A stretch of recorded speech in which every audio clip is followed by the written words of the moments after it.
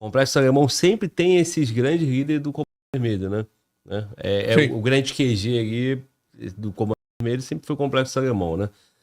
E a polícia sempre bateu muito ali, né? Tem esses vários períodos, né? Tu falou 2001, aí acho que depois vai ter 2007 também, né? Que 2007, 2010. 2010. E hoje, talvez também ainda é atual, né? A gente pode imaginar em algum momento a polícia voltando lá e batendo ali, porque só cresce, só aumenta o poderio do tráfico ali, só fica cada vez mais forte, né? E que leitura tu consegue fazer, né, cara? Hoje você tá ali na Secretaria de Segurança, né? E subsecretário de Segurança. Então tu é o 02 ali, né? Na Secretaria. E, pô, 23 anos depois, aquela merda continua, pô, como um grande problema no Rio de Janeiro, né?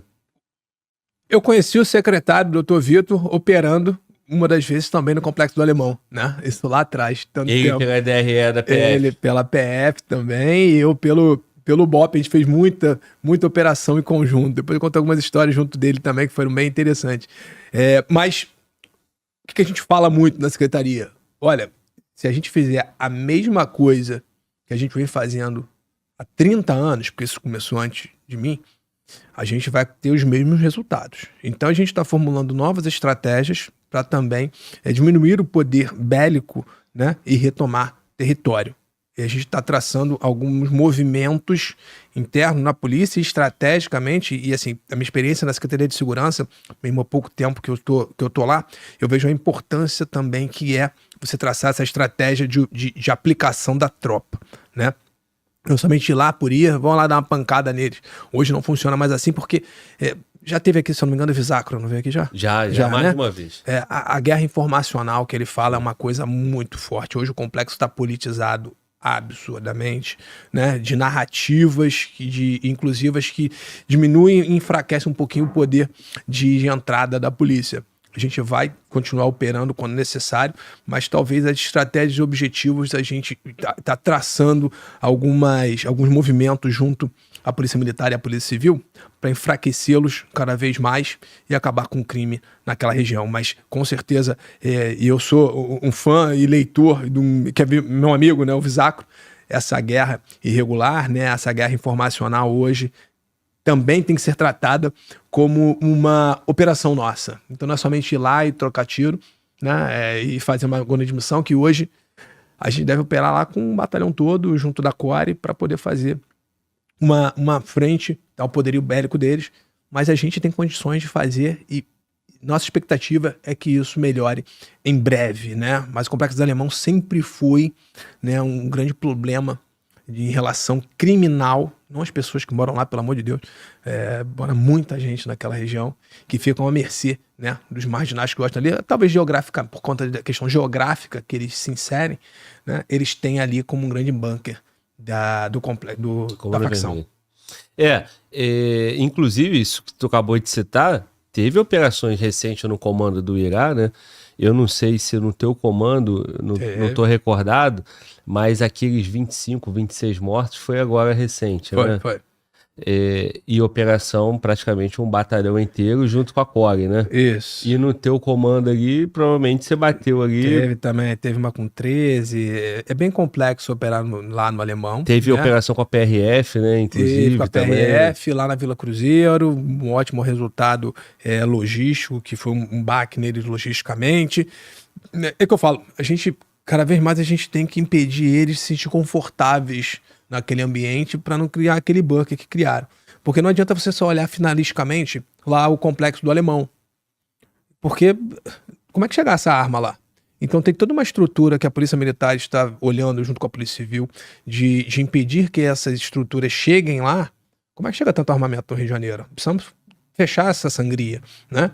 E o lavagem de dinheiro? O dinheiro que fomenta isso tudo, a gente tem que conseguir diminuir, porque compra arma porque tem dinheiro, e assim começa o fluxo, né? Então a gente precisa estancar isso para diminuir a capacidade operacional deles também, a questão logística, porque eles só têm isso porque eles têm arma, têm munição, têm dinheiro para comprar, e estão fazendo outros negócios com isso. A gente precisa fechar tudo isso essa questão financeira, essa questão logística, e atacá-los para entender que a gente precisa operar da melhor maneira possível, com o menor dano colateral, se possível. Mas a gente fala isso muito claro. Quando a gente entra numa operação, quem vai ditar como é que vai terminar ela não sou eu. É o vagabundo. Porque eu tô indo lá para prender ele. Mas se ele atacar a vida de um companheiro meu ou a minha, eu, em legítima defesa, posso efetuar um disparo, o código me permite isso, para defender a minha vida ou de terceiro e da população que está lá dentro refém dele.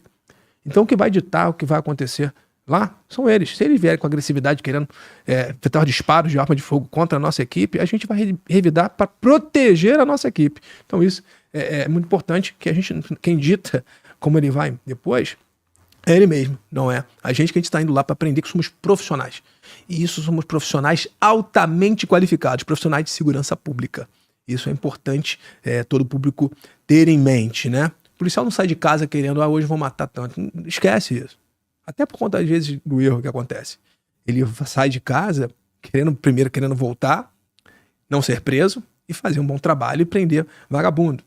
Porque o crime organizado é um câncer pra gente e atrapalha tudo pro Rio de Janeiro. A gente tem noção disso, a gente quer melhorar o nosso estado e vamos fazer nossa parte com a questão, com o quesito segurança.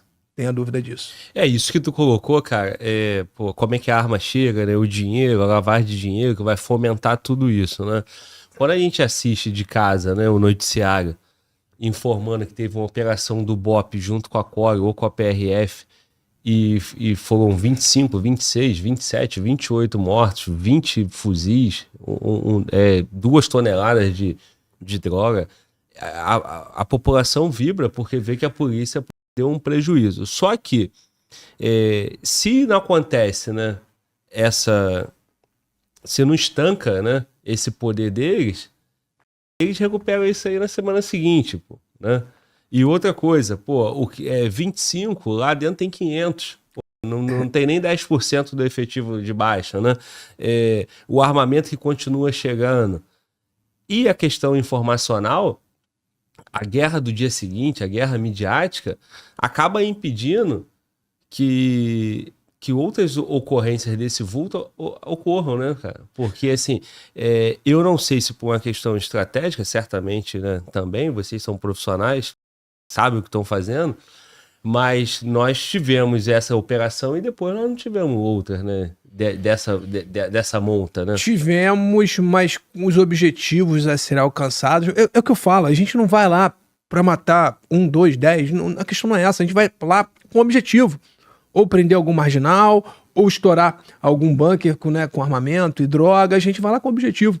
E o principal, né, é tentar retomar de alguma forma aquele território que está dominado pelo tráfico, mas operar, a gente vai sempre operar lá, não tenha dúvida disso, né? Que a gente precisa entender muito forte quando a gente vai no Complexo do Alemão, estou dando um exemplo, né, nessas comunidades maiores, né? Uhum. A gente tem que ter uma estratégia cada vez mais minuciosa, diminuir o dano colateral, né? Porque a mídia explora muito.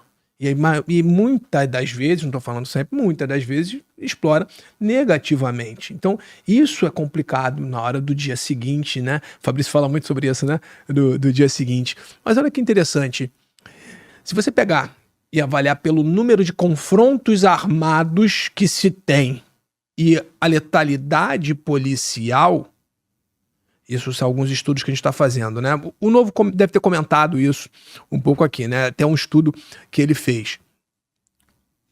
A polícia da Espanha é mais letal que a polícia do Rio de Janeiro. Aí tu vai me perguntar como? Né? Eu não estou falando de números absolutos. A polícia da Espanha entra em confronto, dados, está no trabalho do Novo, entra em confronto 20, 30 vezes por ano. Toda vez que ela entra em confronto, ela tem baixa nos marginais. Porque quando ela entra, realmente que o problema é grande e tem confronto e tem baixa. Se for ver pelos números, ele tem 100% de letalidade. Agora vai contar quantas vezes nós trocamos tiro em cada operação.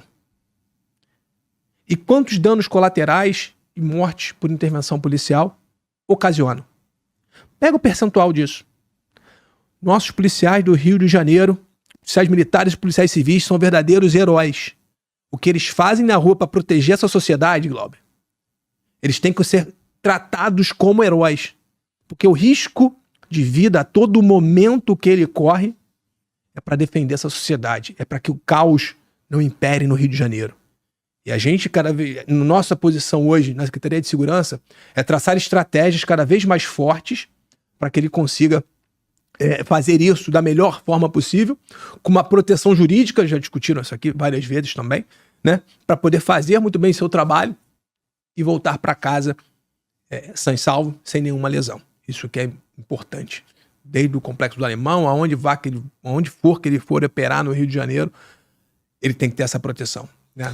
E você citou que o complexo está muito politizado, né? O Complexo do Alemão está muito politizado.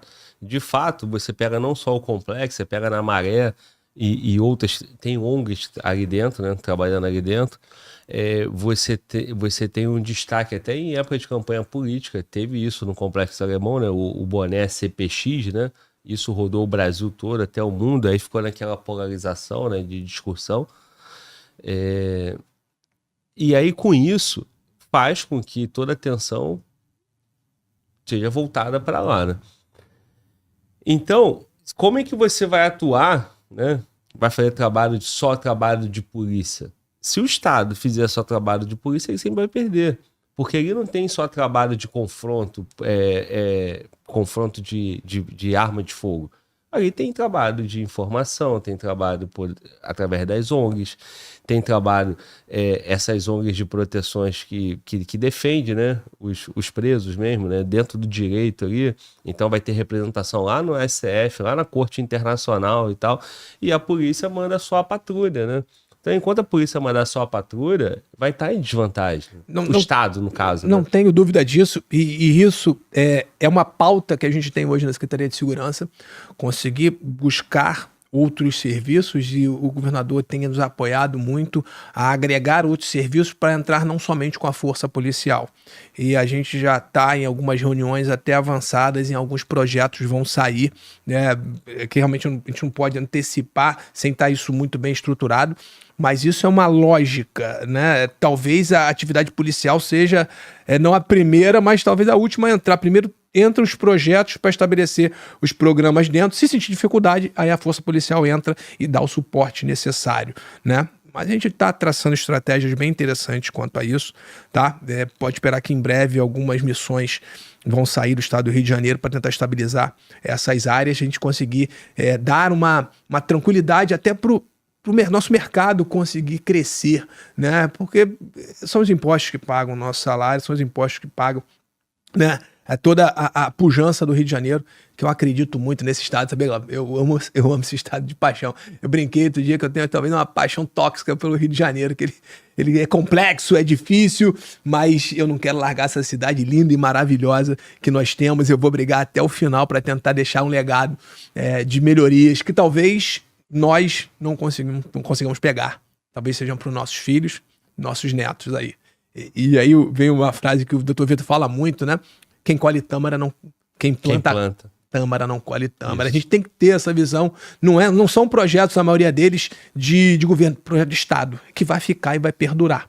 É uma lógica que a gente sabe que tem que ter algumas ações de curto, médio e longo prazo, mas se a gente não olhar também para o target lá na frente, né, a gente não começa uma jornada. E a gente está construindo grandes projetos para olhar lá na frente e ver um Rio de Janeiro estabilizado, com pujança econômica, com todo mundo feliz, todo mundo ganhando dinheiro, né, trabalhando pra caramba. Essa é a nossa... Quando o Vitor esteve aqui, eu brinquei com ele, eu falei, pô, meu chefe, ele não tem tanta esperança, porque, pô, aqui é foda, né? Esse Rio de Janeiro aqui é complicado.